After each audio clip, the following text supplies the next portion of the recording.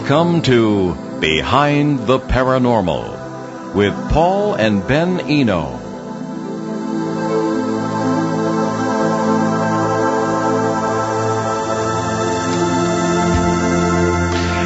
What are angels? What are we on? Okay, yes, sorry. we are on. What are angels?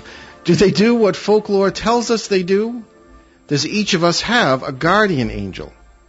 Hey there, and welcome to the 417th edition of Behind the Paranormal with Paul and Ben Eno. I'm Ben, and those diverse questions came from my co-host and partner in the paranormal, my dad.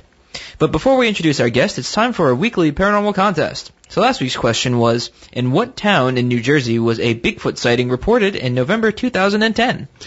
Well, Andy Fantoni of right here in Woonsocket, Rhode Island, was the first to answer that one correctly. Medford, New Jersey, in November 2010.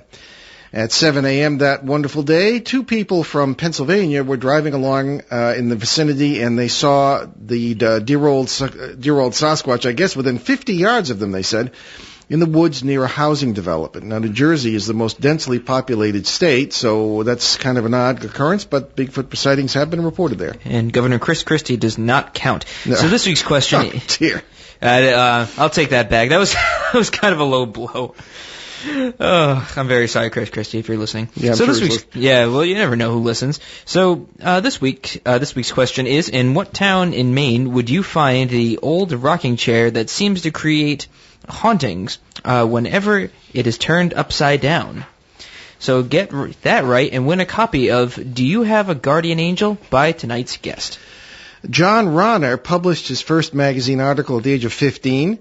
As a longtime newspaper reporter, John won awards from the Associated Press and other news organizations. Since the mid-1980s, he has spoken with hundreds of people about their experiences with angels. He has discussed his findings in interviews with the Wall Street Journal, Publishers Weekly, and other publications, and in appearances on national programs, including The Phil Donahue Show, The Learning Channel, Sightings, and NBC special Angels 2. He has 140,000-plus books in print. His work is available in 4 languages. John, welcome to the show. Do you have a website? Yes, I do. AngelWatchingMe.com. AngelWatchingMe.com. Somehow we didn't pick that up, but we'll give you a chance to promote that later. We do welcome callers this evening. Locally, it's 401-766-1240 or 800-449-1240 from anywhere in the USA. All right, so John Ronner, welcome, an official welcome to Behind the Paranormal. Well, it's great to be with you. I'm looking forward to this. Oh, yeah, it's going to be a fun show. So let's start off with a really simple question, but it may not have a simple answer. What is an angel, or what are angels?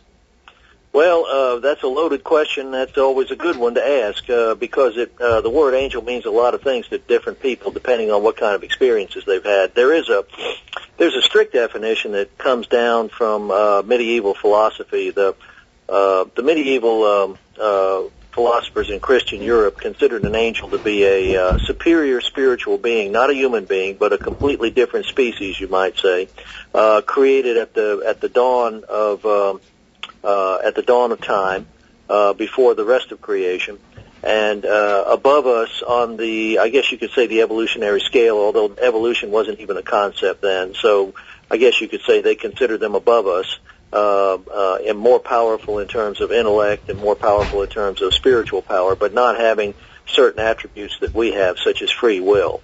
That was a classic angel, and a non-human entity too, in spirit form, never in flesh, except in some cases where supposedly they take on human form in order to intervene temporarily.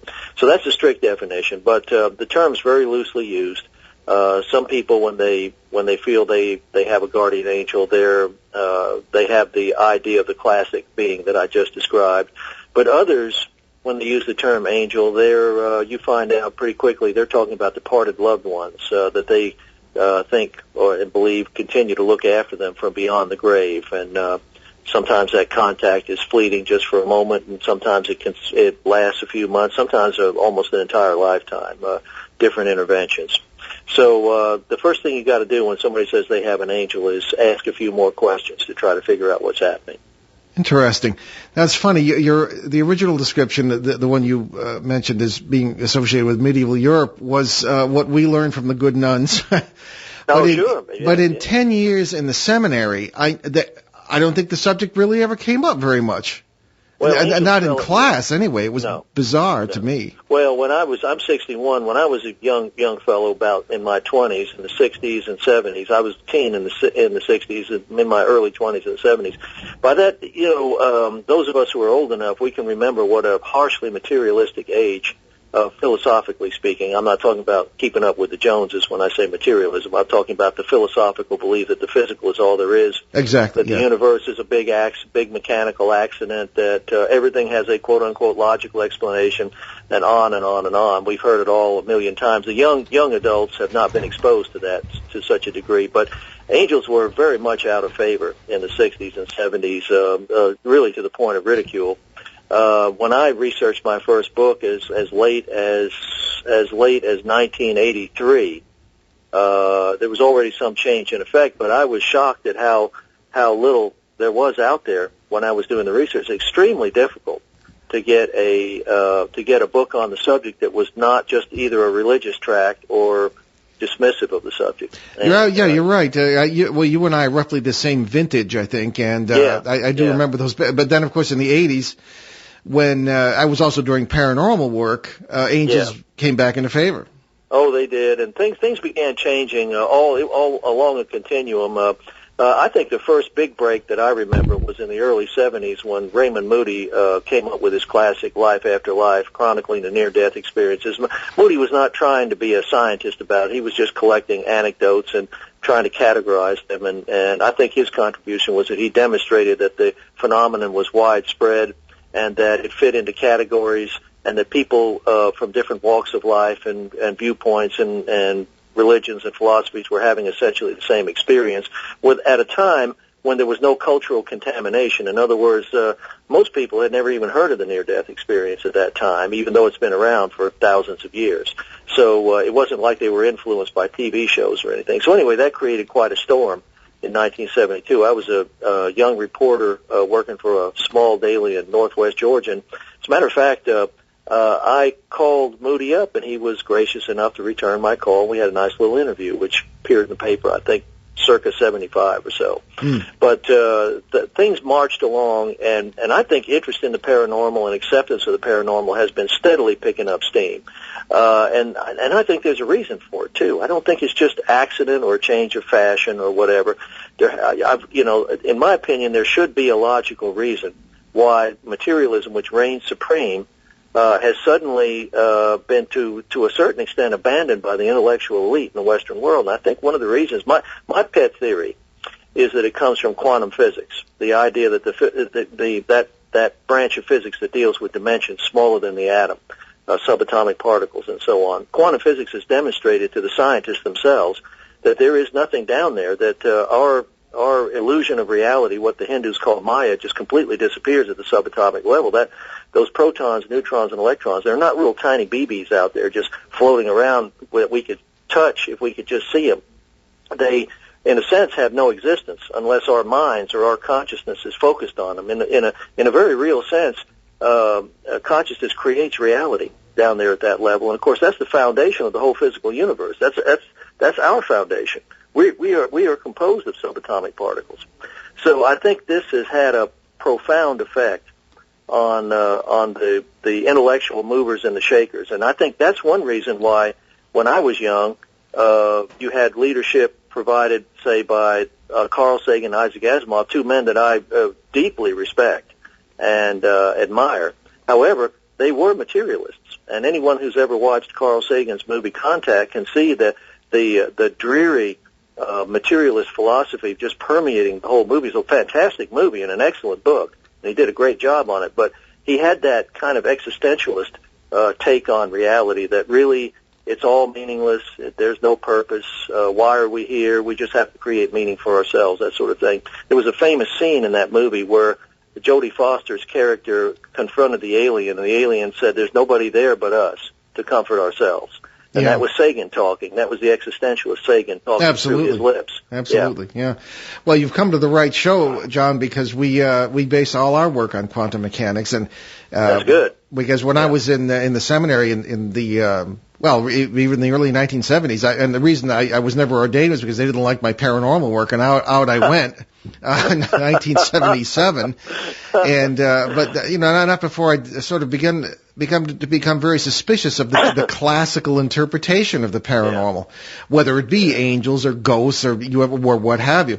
Right. And in ensuing years, I encountered quantum mechanics, and I said, and I actually sought out physicists, and I said, I'm seeing what you're talking about in the classroom on a day-to-day basis in the trenches, as it were, in so-called haunted houses and things like this. Yeah. And some of them accepted them, some of them didn't. But we're getting a little off topic. Ben has another question, but we'll stay on that theme. Yeah. So we were talking. You mentioned that like the different cultures have their different interpretations of angels, but they're pretty much the same thing all across the board. And so that kind of answers this question: how are they perceived in various cultures? But would you like to expound a little bit more on that? Well, yeah. In the Western culture, we have the kind of angel I described at the beginning of the program.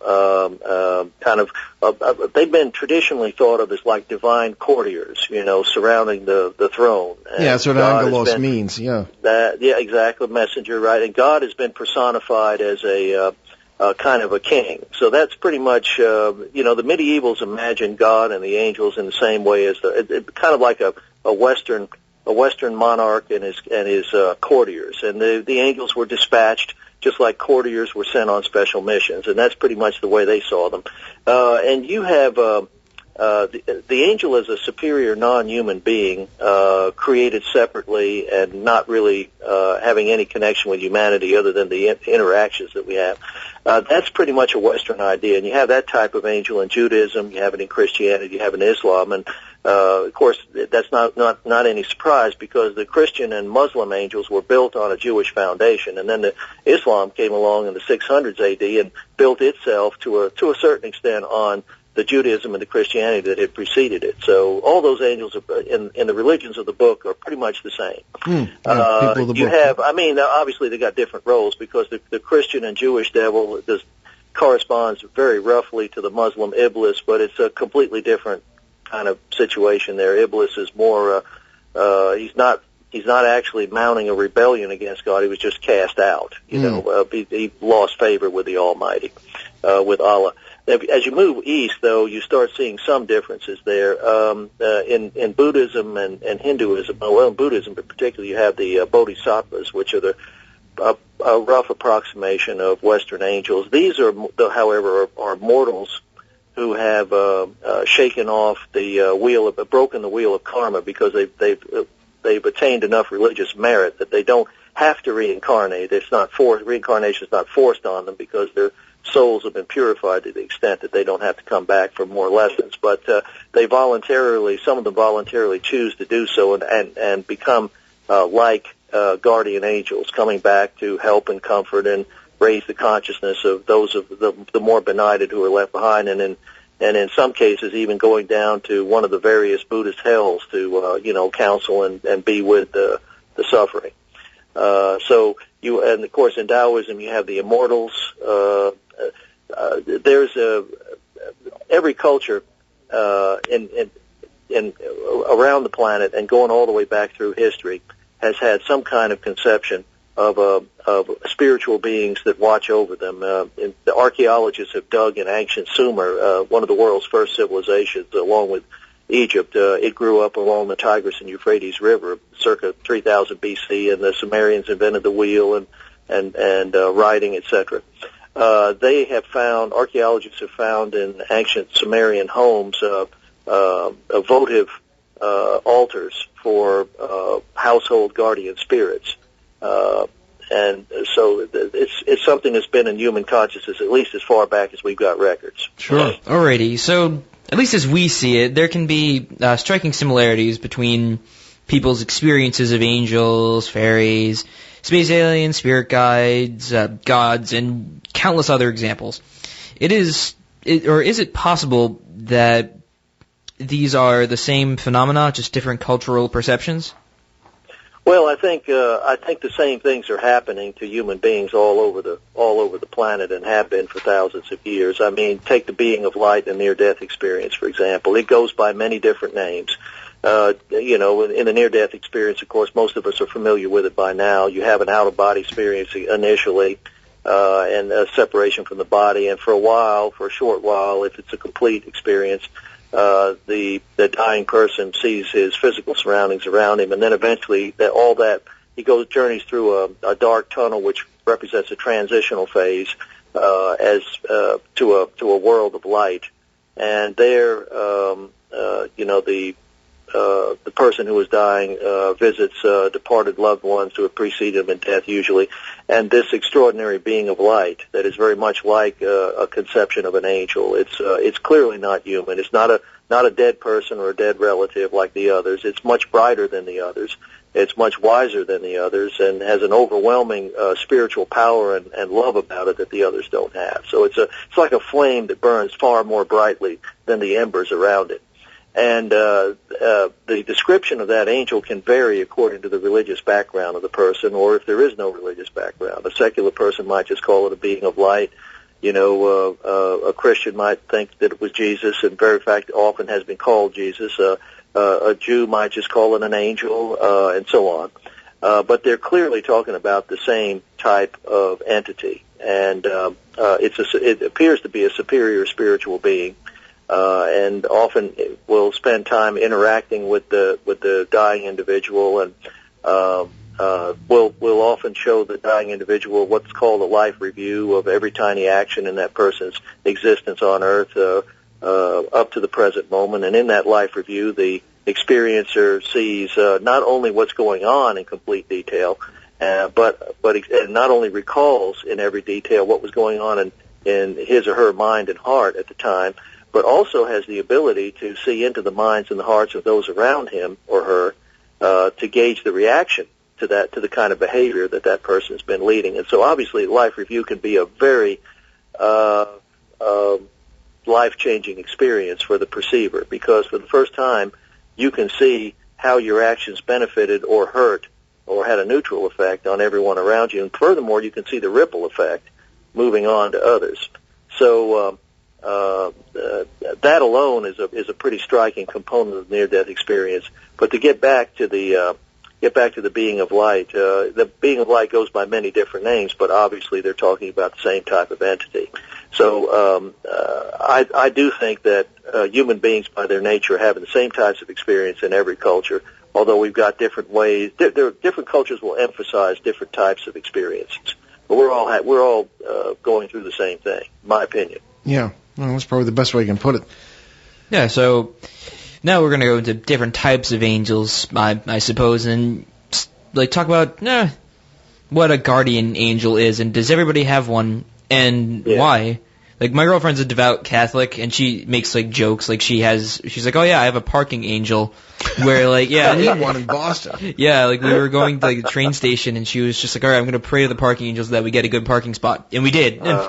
Yeah, well, what you focus your consciousness on, I mean, it's an age-old metaphysical principle as old as the hills. What you focus your consciousness on expands in your life, and what you withdraw your consciousness from withers and diminishes. I mean, for example, in lucid dreaming, one of the techniques of lucid dreaming is simply to start paying attention to your dreams if you want to have one, and keep a dream diary and focus on having one during the day, and constantly asking yourself, is this a dream, and so on.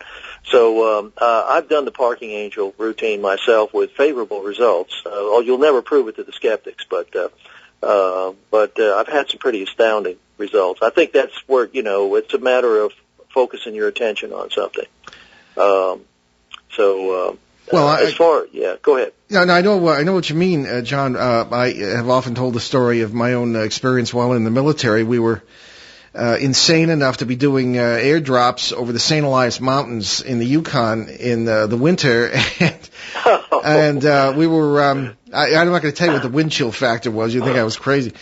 But we were off on doing recon exercises, and this snow ridge collapsed on top of me. I was under 8 feet of snow, and they were we got help, and I kind of knew I was going to die. But then my right hand, because obviously very, very heavily gloved, warmed up, and I felt something pulled me effortlessly up through 8 feet of snow, and the next thing the guys knew, there I was, popping out of this snowbank. Yeah. And, so nobody's going to tell me there isn't some sort of help or guardian or whatever it may be. And so, I've always, been grateful for that. So. I talked to a man overboard. He was actually the skipper of a private yacht there, and there's only one other guy on the boat with him, and, somehow or other, it hit a wave or something, and he didn't have his life jacket on. And he got tossed off the boat, and he's flailing out there in the water while the boat's just leaving him in the middle of the ocean. They're not even close to the beach. No. That pretty soon the boat disappears over the horizon, and then he can't even hear the engine anymore. So it's somehow or other he kept his wits about him and kept dog paddling. And about the young guy that was piloting the boat for him. Obviously realized at a certain point he was gone. I think he'd gone 8 miles before he realized it. Oh. And of course the poor fellow was just distraught over what had happened. But he had the presence of mind to remember how to make a Williamson turn, which is apparently something they teach you in sailing. It's the ability to you follow a sequence of procedures to turn your vessel around exactly back in the direction it came from, a perfect 180-degree turn. Mm-hmm. And he apparently executed all that flawlessly and started back. It took him about 45 minutes to get back to where he was. And, of course, at that time, the guy was almost gone. It was, they say many people who are overboard and are rescued die at the last minute for some reason. They just give up, lose their strength. And the same thing was about to happen to this individual. He finally just started sinking just as the boat was approaching him. But he felt, as he was sinking, he felt hands grab him and brace him in various parts of his body and start propelling him toward the boat because he didn't have any strength left to swim there. Mm-hmm. And these invisible hands even helped him because he was too weak to even put his leg on the steps to get up the side of the boat. So they assisted him there and literally shoved him up. And at that point, he got hauled on the boat, and he was unconscious for a couple of days. When he came to in the hospital bed, he thanked the young fellow so much for helping him. But, of course, as you can probably anticipate, the guy said he'd never left the boat, that somehow or other he'd made it to the boat. But he's convinced that experience is very similar to what you described. And it represents a distinct category of angel intervention stories where, unseen helpers are providing physical assistance to somebody who needs it to get out of a scrape or a jam there. And there are a lot of other different types of experiences. Oh, we hear all kinds of things all the time. Yeah, naturally people write in and tell us things like this. But this brings up rather an interesting point. Now, we do have to take a commercial break in a minute, but I'll give you something sort of to think about. Our quantum mechanics runs, in the practical sense, to the multiple worlds interpretation, which is interpreted in many ways and is not accepted by everyone. However, it is respectable, and we think we see it in play in many of what is commonly referred to as the paranormal. It's really not an accurate term because it's really quite normal. And one of the phenomena we seem to notice at times, and that I have noticed over 42 years of working in the field, is that if what we seem to see is correct, then we might be our own guardian angels, versions of ourselves from worlds with different laws of physics, and all this sort of thing. Perhaps what the mediums and psychics, whom we don't think very highly of usually, might call more enlightened lives, or whatever term you want to use that never quite does it. We might be helping ourselves in situations like this, or there might be ancestors or other concepts. So, in some ways, perhaps angels, though they may exist on their own, may be a name better applied perhaps to a phenomenon rather than to a species. So why don't you think about that? We'll come right back to that after a little break. You're listening to Behind the Paranormal with Paul and Ben Eno on WOON 1240 AM and ONWorldwide.com in New England's beautiful Blackstone River Valley, where it's now snowing. See you in a minute. ON Radio, ON Hi, this is Don Brunell inviting you to join me for ON Midday, weekdays from noon to 2, right here on ON 1240 Radio. We've got gold cuts, guests, and our daily super quiz. The Midday Show, right here on ON, local radio at its best. ON Radio, ON Worldwide. Okay, and we are returning here live on ONWorldwide.com and WON 1240 AM with our guest, John Ronner, and our subject this evening is angels. And we gave John a little bit to think about there, about the notion of perhaps the phenomenon being more in tune with the name than, but also being a species, perhaps angels, but that perhaps there are other forms of intervention and guardians whom we have encountered many different species out there, John, and who might be responsible for some of the stories of angels anyway. But what say you on that subject? Well, I thought it was interesting that you brought up the many worlds hypothesis or theory in quantum physics, and because it's interesting. Because of the anthropic principle, the idea that we live in an uncannily, eerily human-friendly universe, something that is not disputed, surprisingly, by even the most hardcore skeptic. The laws of nature are such that no scientist will dispute the fact that every human being has won a cosmic lottery to be here. There's no question about it. If the force of gravity were just a little bit stronger than it is, or just a little bit weaker, bam, you don't get a universe. Sets off a chain of you get a universe, but you don't get one. You don't get a human-friendly one, or a universe in which intelligent life like us can evolve. And the carbon atom has certain bizarre and unusual chemical properties to it that caused Fred Hoyle. My good friend Fred. Yes, Sir Fred. I think it was Fred who said that it appeared that when you analyze the chemical properties of carbon, it looked as if it had been made from scratch to order. That's exactly what he said. Yes, because it has so many unusual properties, and of course Fred has never been has been outspoken, and that's good.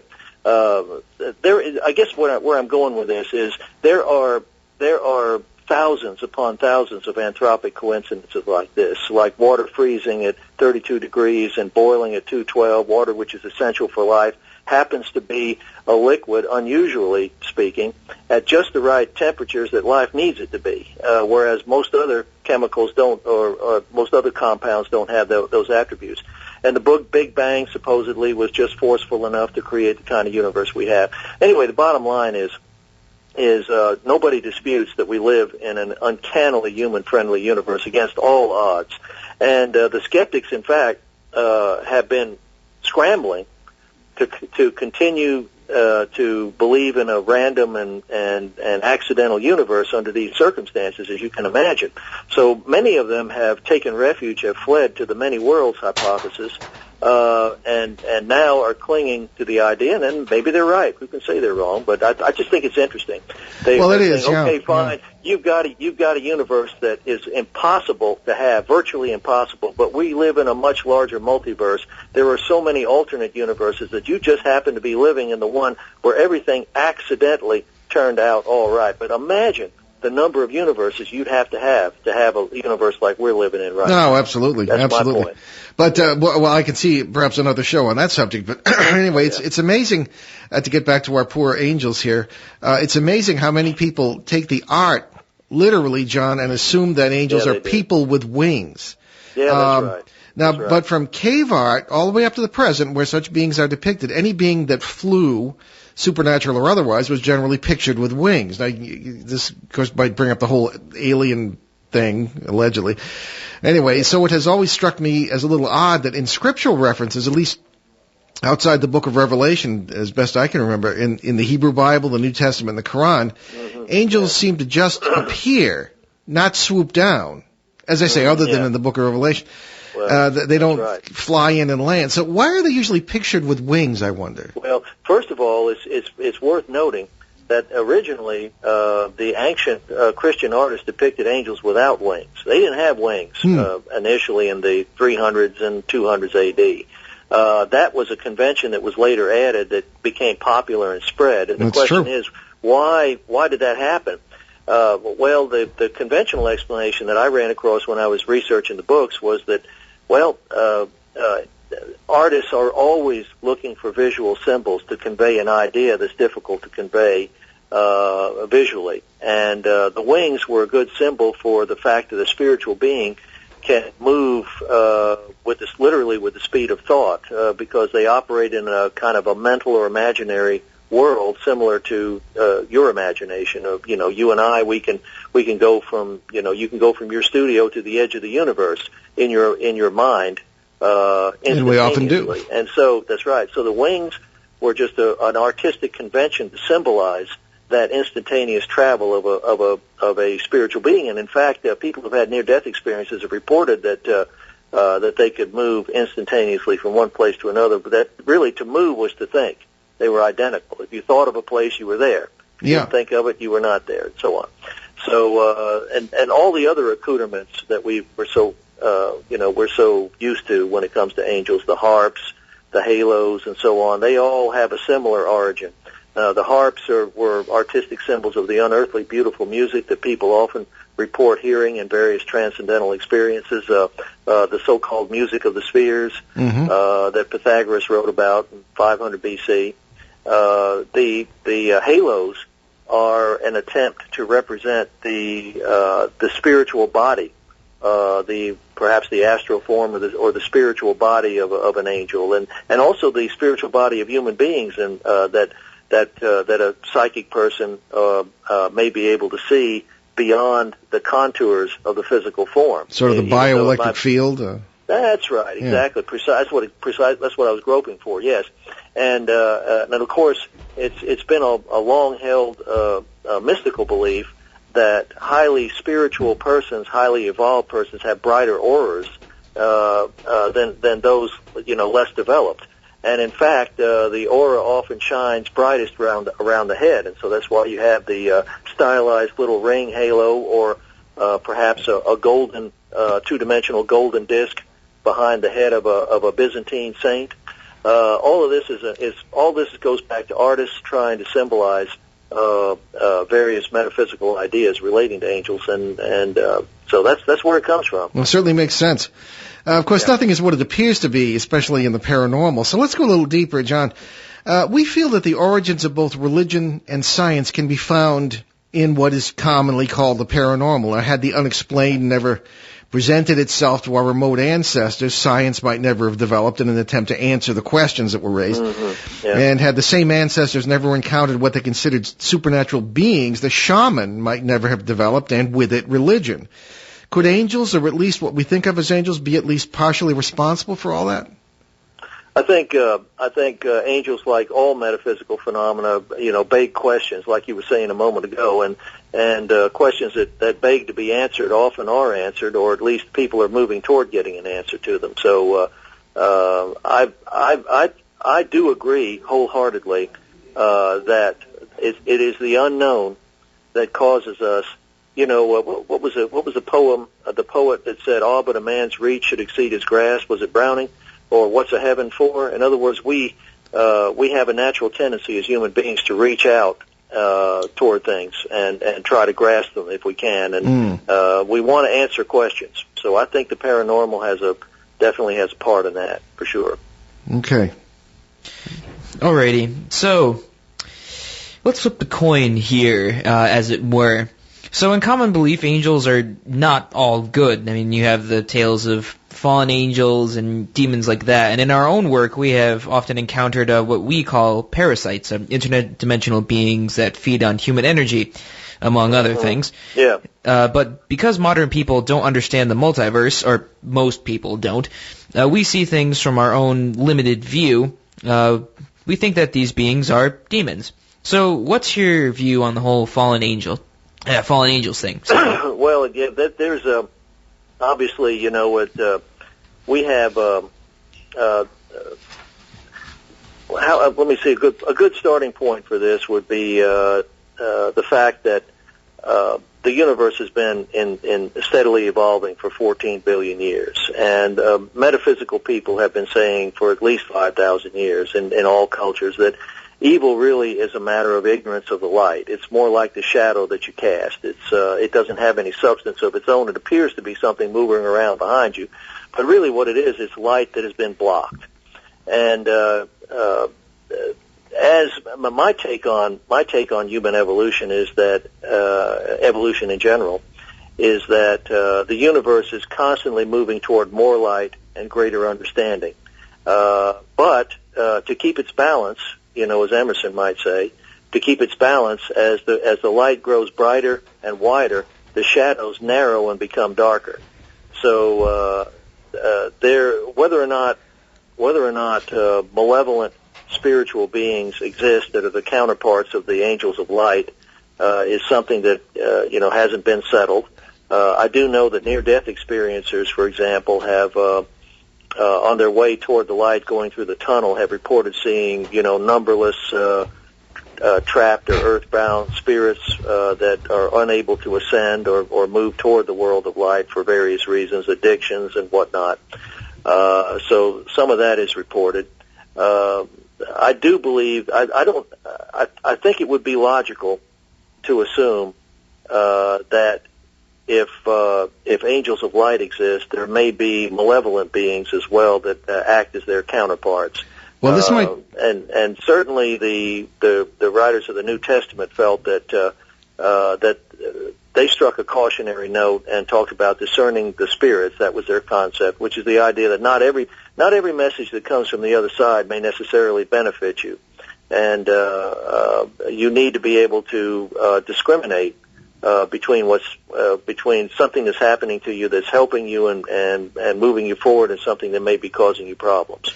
That's 1 John, do not trust or do not believe every spirit, as it says in Greek. But the situation that I'm describing may go back to what we said about other species being interpreted as angels or fallen angels, and I'm talking about these parasites again. And I can assure you that they are real because and I don't believe they're spirits. I think they're physical beings. So they seem to have almost, if you want to, I don't know, not literally, but what would amount to tentacles in a sense that can seem to punch through the boundaries of various parallel worlds. And I've actually had physical confrontations with them on 2 occasions since 1974, the Bridgeport, Connecticut poltergeist case. And people, I think, don't know any other interpretation for them but to say that they are demons or fallen angels. And I don't think they're anything of the kind. I think they're perfectly physical. I have felt bodily structure, particularly in one case when I was trying to protect a little girl in a poltergeist case, and the thing literally pushed against me. I pushed against it, and it got around me and threw the girl across the room. And then there were 4 other witnesses to this. And it was just, I just think that our folklore does the best it can to explain mysteries, and I think these are not spiritual beings at all. They do tend to fill the role of these demonic entities that are often not that there are not fallen angels in the classical sense. I don't know, but anyway, that was the reason for the sure. That was the reason for the question. In any case, might ask you what other examples of angel experiences have you collected from your interviews with people? Well, it's gone all the way across the board. I mean, the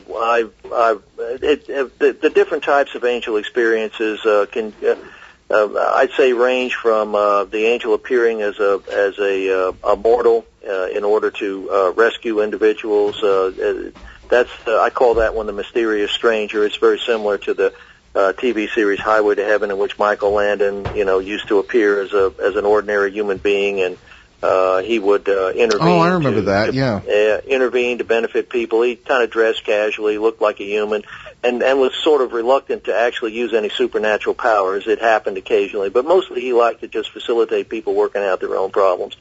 That type of story, a composite of that might be you're alone on a road, your car breaks down, all of a sudden a pickup truck pulls up, even though you just scanned the horizon. Let's say you're in some flat area, you can see a mile or 2 in each direction, and there was no sign of a truck when you just looked a second ago, and all of a sudden your attention was diverted, and here comes the truck. The guy steps out, looks kind of tall, striking appearance. The eyes are particularly penetrating.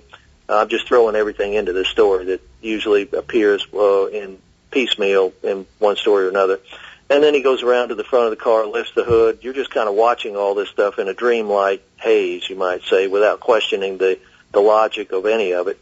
And looks in there and says, looks like you need a new distributor cap. I happen to have one here. Let me put it on. and how did he know that, and how did he have the cap, and he calls you by your name while he's doing it, how did he know that? And then again, your attention is diverted for a moment, and the truck's gone, and you see tracks pulling away, and then they stop prematurely and just disappear. So this happens quite a bit, and there are other types of experiences similar to that. You might experience a powerful hunch or gut feeling to do something that seems just incredibly illogical, and yet you do. I talked to a woman who had an overpowering feeling she was about to walk out of a grocery store, and she had $2,000 in cash on her. It was all the money she had. She desperately needed it, and just an overpowering impulse to not to go through the door, but to go into the ladies' room. When she went in there, not even knowing why she was there and staying, not knowing why she was staying, until she got the feeling to leave.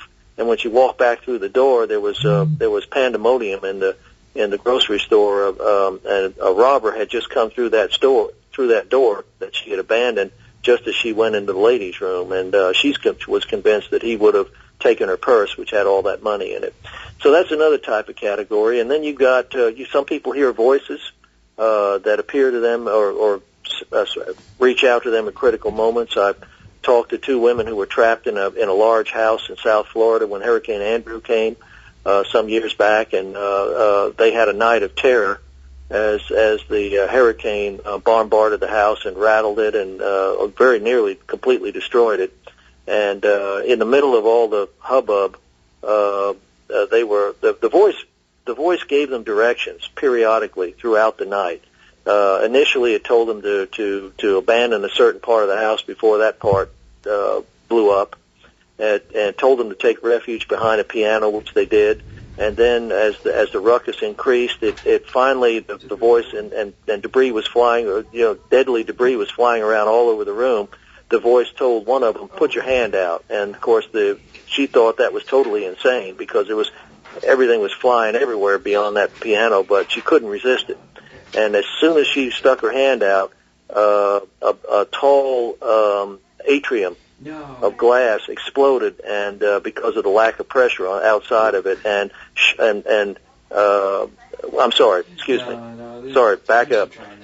Put your hand out. So she did, and a cushion hit the hand almost instantly. She pulled it back, and it just fit the gap between the piano and the wall. And then, right after that, the atrium exploded, and hundreds of shards began flying down there, and that cushion was a pin cushion. So it takes a lot of different forms, and we could go on about this, but let me say one more thing. Probably the most common experience would be synchronicities or meaningful coincidences. Mm-hmm. Chances are most of our listeners, if not all of them, have had meaningful coincidences at one time that have touched them. I've had all sorts of things happen to me, that we could go into at some point, but it runs a gamut, and I'd say the coincidences are the most common. Okay. All right. So I had a quick question. Well, actually, more of a statement, really, to one of the experiences that you mentioned earlier at the beginning, where the guy comes out of nowhere and is just sort of like the person that is meeting this guy is sort of enamored.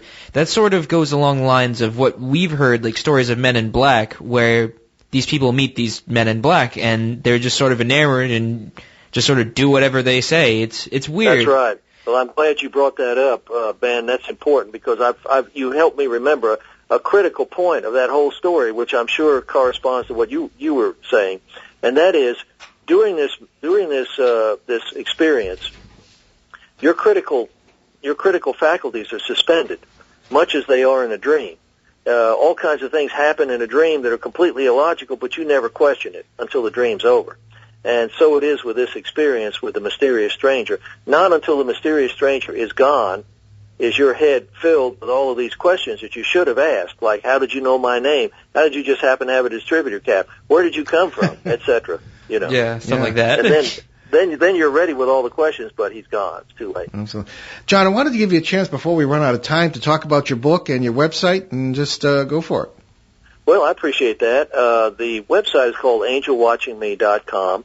I have several books that I've written over the years, and back in the early 80s, I felt there was a strong need for a book on the subject of angels and angel intervention. And being a newspaper reporter, I noticed that there just were no well-researched journalistic treatments out there at the time in the early 80s. There absolutely was nothing there. I mean, so I just, since I was already interested in the subject, I just began on the side researching it. I ended up with 110 file folders full of notes, and each one of those file folders became a section of a chapter.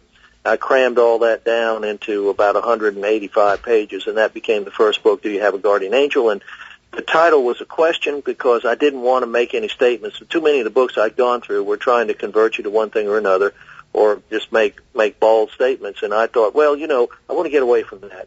I want to just let people have their voices in the book, and let conflicting opinions compete with each other in the book, and let the readers make up their own mind if they make up their mind at all. They don't have to. That's was good. The reason that, and then I followed up with a few other books. Know Your Angels, which is a listing of angels in folklore, legend, and mythology, and the Angels of Cokeville, which is looks at the different types of angel experiences that are out there, some of which we touched on in this program. And so it's been a lot of fun, and my approach throughout has always been to pack each book with as much information as possible, but not to proselytize. Let people make up their own minds, and all they need is the information. That's what I was trying to get away from the previous books. Well, very good. I appreciate good writing. You're talking I spent 10 years in the seminary, then became a newspaper journalist. So you told me that. Yeah, yes, right. That's very interesting that our paths crossed. Yes. Now, have you yourself ever had an angel experience? I've had a lot of different types of experiences. I think it's hard to know where to begin, but the most dramatic one was my wife was pregnant with our first child. And I was working at that time for a small newspaper in Alabama, and I was on my way to a precinct to get some vote totals. That's what it was. And I carelessly looked down at my radio to adjust it, and when I looked back up, a car had slammed its brakes on right in front of me. Ugh. And there was no way to avoid an absolutely disastrous rear-end collision other than to take the steering wheel and as abruptly as I could and sharply as I could, turn it to the right. And so I just did it, and the car swerved off the road and went onto the shoulder of the road. And it was by this time it kind of half spun out of control, so that for a few minutes there, it seemed like a few minutes. It's probably only a few seconds. It was like time and space just slowed down and suspended for me, and the car was moving sideways along the shoulder. That's not a good thing. No. When your car is moving sideways instead of straight. And I had no idea if there was a huge tree or anything that I was about to slam into or what was going to happen next. And I just remember and really eerie calm came over me. Not eerie, it was just a pleasant calm. And I just said, well, whatever happens, you're going to decide this. And the minute I had that thought, instantly the car shot right back into the highway and began fishtailing, I guess, for want of a better term. And I managed to get the steering wheel under control. But I do remember before I made that comment, the thought that immediately preceded that was I was thinking about Jeannie being pregnant with our first child. Oh, boy. And I was thinking, I can't exit at this point. It wasn't a selfish thought. I just thought, it's not appropriate for me to exit at this point, and bam, right there. So I don't know if, how I would relate that to something. I've had more telling experiences pretty powerful synchronicities, but I've been touched enough to, let me put it this way. People always ask me, they used to ask me when I was a reporter, well, John, what do you think? Do you think he's guilty or innocent? Because I had my stories balanced so much. And then when I wrote the books, they'd ask me, John, what do you think? Do you believe this or not? Well, my feeling is that there is strong circumstantial evidence for the existence of an unseen reality, and it's getting stronger by the year and by the decade. Yeah. I don't think we're at the point where we have a smoking gun yet, or I don't think we're at the point where the lawyers would say we have shown it beyond a reasonable doubt. But I do agree with that we've reached at least the point where the lawyers would say that we are we have a preponderance of the evidence, which is enough to convict in a civil case, but not necessarily enough to convict in a criminal case. Of course, others might disagree with me. They think we've gone further than that. But I'd say there's definitely a preponderance of the evidence, and that preponderance is growing every year. And science itself is supplying the additional evidence, and that's one reason why we had Sagan and Isaac Asimov and others as materialists essentially in the 70s. But today we have much more, and I'm not calling them closed-minded at all. That was just their honest, sincere belief. But I'm saying today, among the intellectual elite, you have many more people who are open to the idea of a spiritual reality, and that's because of the science that's changing. Yeah, no, I agree. I think certainly that. Quantum physics is flipping everything on its head. Has shaken everybody up, and also the anthropic principle, the Gaia hypothesis. Many things have come along to give people pause, so that you don't get that automatic brush off that you used 2 decades ago. Well, we refer to the super skeptics because everyone, you need to be skeptical in everyday life. Yeah, there's a healthy skepticism because it's what's the word? Well, it's an instinct. Yeah, super skeptics are, and I hope nobody out there in radio land is going to get mad at me because I'm not talking about the normal skeptics who I respect, by the way. Oh, I was too. Yeah. But the super skeptics, they are almost like fundamentalists. They are. It's a religious approach. Yeah, and fundamentalism is by no means restricted to religion. You see it everywhere. You see it in politics. You see it everywhere you look. Very true. And the super skeptics, I'd say, have turned it almost into a religion. There's a need to believe there, I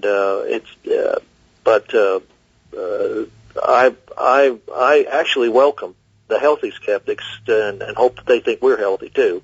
Very much so. Because it makes for a good debate, and I always like to get calls from them too because it stimulates the program. Yeah. Well, we've had a number of encounters with the super skeptics, as I say. I tend to think that they are the last holdouts of an almost discredited scientific materialism of the kind you were describing earlier in the show. They really, I agree with that because I think it's kind of surprising when you take a look at where the giant intellects are now. I'd say the giant intellects have moved at least into an open-minded stage. And I would I'm sure say so. there are. Yeah. And much of the time, you have a lot of the extreme skeptics are coming from fields that I can see might maybe prejudice them to want to discredit the paranormal. There's a lot in the paranormal that discredit. There's a lot of quackery and fakery and so on out there. Yeah. And but I know from not only my own personal experience, but my sister, for example, has had psychic ability for many years. And one time she saw the spirit of a deceased aunt appearing to her, giving her message. One time, in fact, one time we were with a relative who was a skeptic, and just for fun, this is many, many years ago when I was in my 20s, and Susan was a newlywed, and I said, Susan, let's see if you can actually, I said, you're always having these experiences spontaneously, let's see if you can actually produce something here. And I didn't know what the outcome was going to be. I had no idea. It was just almost like a parlor game. And I had the skeptical relative sit next to me, and on one side of the room, and I had Susan on the other side of the room. Now, I know I was not collaborating with Susan. I can guarantee you that. I can't prove it to the skeptics. They're going to say, well, John and Susan were just conspiring with one another. But I can tell you I was not. Wow. And I took a sheet of paper out, and I drew a tree, because I figured, well, how could she possibly ever just think randomly of a tree? It could be any of hundreds of thousands, millions of things. So I just picked tree. And I lettered TREE under it, and then I closed my eyes, and I showed the picture to the skeptical relative, and I said, okay, we're going to have a little experiment here.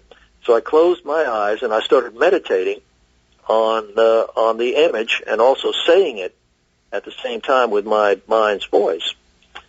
Well, all I can tell you, Paul and Ben, is that Susan thought about it for a little bit, and then she said, is it a tree? Well, John, with that, I'm afraid we're going to have to stop you. We're flat out of time. But thank you for a great conversation, and we'll be in touch. Enjoyed it. All right, see you now. Thank you. Have a good one. Bye-bye. Okay, folks, many thanks to our producer, Ben himself. And next week, January 28th, we welcome Dr. Michael S. Heiser, expert on the ancient Near East, for a discussion of UFOs in the Bible. And in our regular CBS edition, on January 27th, we will have a very exciting show planned where we will return to the Rendlesham Forest UFO case and talk with some local witnesses who have never been heard from, and offering some new information and that has never been presented before. And we leave you this evening with some advice from Gautama the Buddha himself. It is better to conquer yourself than to win 1,000 battles. Then the victory is yours. It cannot be taken from you, not by angels or by demons, heaven or hell, unquote. All right, so thanks for sailing with us on our very interesting and great cosmic journey, and we shall see you next time. Return to this radio frequency 167 hours from now for another edition of Behind the Paranormal with Paul and Ben Eno.